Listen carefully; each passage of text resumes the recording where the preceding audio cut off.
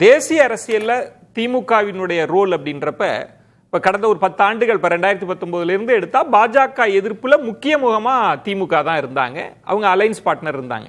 இப்ப 2026 தேர்தல் முடிவு என்ன ஒரு விசித்திரத்தை கொண்டு வந்துருச்சுன்னா, கூட்டணி பங்குதாரர்கள் எல்லாம் விஜய் அவர்கள்ட்ட போய் இதுதான் மதசார்பற்ற அணி, காங்கிரஸோட முகம்னு சொல்லிட்டாங்க. இப்ப திமுக இருக்கு. திமுக ஒருவேளை அதர் ஆப்ஷன் பாஜக போகுமான்னு யூகித்தால் சுகுணா திவாகர் அவர்கள் சொல்றது இல்ல அவங்களோட வாக்கு வங்கின்றதே பாஜக எதிர்ப்பு வாக்கு வங்கி தான். பாஜக எதிர்ப்பதான் அவங்க இன்னும் தீவிரமா முன் நகர்த்தி கொண்டு இருக்கிறாங்கன்றப்ப நீங்க எப்படி புரிஞ்சுக்கிறீங்க? திமுகவின் தேசிய அரசியல் பயணம் எப்படி இருக்கு? கொஞ்சம் பின்னோக்கி செல்வோம் விஜய். நம்ம 1998 அணுகுண்டு பரிசோதனை நடந்த போது ஜெயலலிதா அம்மாக்கு எதிர்த்த சூழ்நிலையில பாரதிய ஜனதா கட்சியோட திமுக 1999 2003 வரை இருந்தது. அதனால பாரதிய ஜனதா கட்சி என்பது திமுகவுக்கு அன்டச்சபிள் கிடையாது. வேணும்னா வேர்லையும் காக்கியும்னு அவங்க வேணும்னா கூட்டணி வச்சுப்பாங்க. ஆனா 2002 இனக்கலவரம் நடந்த போது இதுல குஜராத்ல அதை வச்சுட்டு திமுக வெளியில வந்துருச்சு. ஆனா அந்த 4 வருஷம் அவங்க அரசியல் குடித்தனம் நடத்தினது உண்மை. அதுக்கு நடுவுல அரசாங்கத்திலேயே இருந்தது. அதனால தனக்கு ஆதாயம் கிடைச்சதுன்னா திமுக வளைஞ்சு கொடுக்குங்கிறது ஒரு வரலாறு தெரிந்த உண்மை. ஆனா கொள்கை ரீதியில சித்தாந்தம், மதசார்பின்மை, சோசியலிசம், அப்புறம் சுற்றுப்புறம் சார்ந்த சில விஷயங்கள், தூத்துக்குடியில நடந்த சம்பவம், அதை எல்லாத்தையும் பின்னணியில வச்சு பாத்தீங்கன்னா திமுகவுக்கு சித்தாந்த ரீதியில பாரதிய ஜனதா கட்சியோட அவ்வளவு சுலபமாக ஒத்து போகாது. ஆனா இப்போ திருச்சி சிவா சொல்றத நம்ம சந்தர்ப்பத்தையும் சூழ்நிலையும் மனசுல வச்சுட்டு பண்ணி சொன்னோம்னா நல்லா புரியும். இப்போ அவங்க என்ன சிக்னல் கொடுக்குறாங்கன்னா, இப்போ நாங்க இந்தியா கூட்டணியில இருந்து கொஞ்சம் கொஞ்சமா விலகிற மாதிரி ஒரு சிக்னல் கொடுப்போம். காங்கிரஸ்ல இருந்து நாங்க விலகி நிற்போம், பதிலுக்கு நீங்க என்ன செய்ய போறீங்கன்னு பாரதிய ஜனதா கட்சிக்கு மறைமுகமாக ஒரு கேள்வி எழுப்பது பாரதிய என்ன பதிலுக்கு என்ன எதிர்பார்க்கிறாங்க மாதவன்? பதிலுக்கு என்ன எதிர்பார்ப்பாங்க? நல்ல கேள்வி. ஒன்றிய அரசு, மத்திய அரசு எப்படி வேணா சொல்லிங்க, அவங்க பல விதத்துல நம்மளே பார்த்தோம்.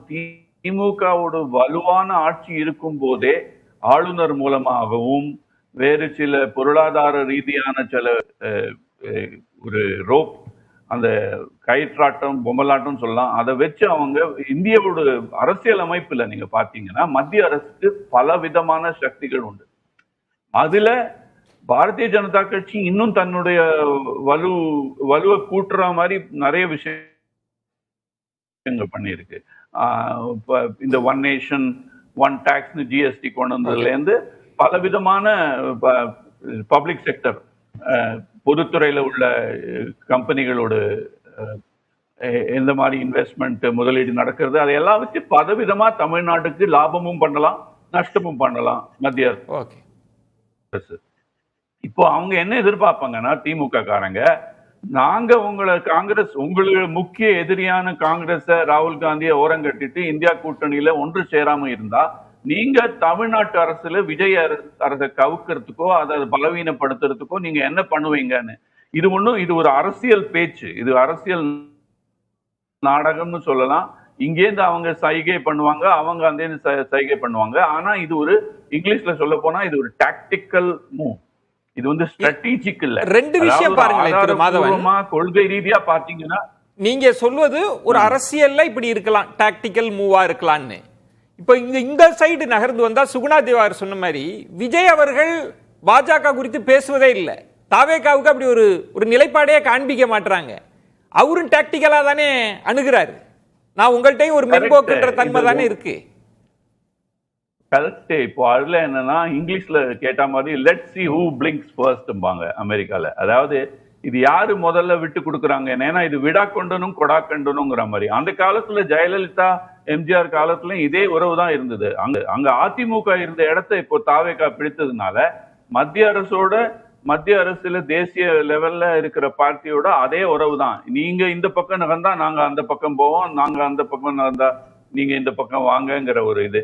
ஆனா விஜய் இப்போ அதிகமாக மௌனம் சாதிக்கிறார். அவங்க கட்சிக்காரங்க கொஞ்சம் இப்படி அப்படி பேசுறாங்களே ஒழிய விஜயும் ஒரு மாதிரி தன்னுடைய கார்ட்ஸ தன் கையில என்ன சீட்டு இருக்குன்னு அவரும் சரியாக வெளிப்படுத்தல. இப்ப வந்தே மாத்திரம் பாத்தீங்கன்னா தமிழ் தாய் வணக்கத்தை அவர் கவர்னர் சொன்னதை ஆளுநர் சொன்னதை கேட்டுட்டு அவர் தமிழுக்காக ரொம்ப ஓங்கி நிக்கல. அவர் தன்னுடைய மந்திரி சபையை வலுப்படுத்தி ஆட்சியை வலுப்படுத்தி தன்னுடைய அதிமுக காரர்களை தன் பக்கம் வர வச்சு மற்ற தன்னுடைய கூட்டணியை வலுப்படுத்துறதுலாம் போக்கஸ் பண்றாரு.